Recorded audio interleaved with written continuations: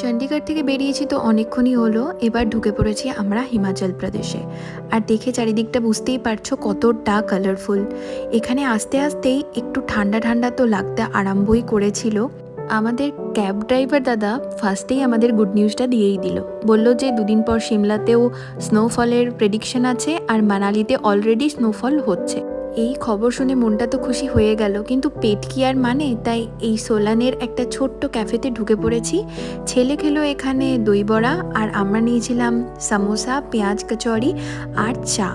সত্যি কথা বলতে অন্য স্টেটের এই সামোসা খেতে আমার কিন্তু বেশ ভালোই লাগে, আর এই সামোসাগুলো খেতে সত্যি বলছি দুর্দান্ত ছিল, সঙ্গে গরম গরম আদা দেওয়া চা।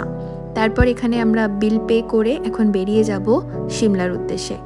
এই ক্যাফেটা যদিও ছোট্ট, কিন্তু অ্যাম্বিয়েন্সটা অদ্ভুত রকমের সুন্দর। চলো তাহলে এগোনো যাক। আর আমরা খানিকটা দূর এগোনোর সাথে সাথেই সানসেটও হচ্ছে, তাই আকাশের রংটা আস্তে আস্তে দেখো কতটা সুন্দর লাগছে দেখতে।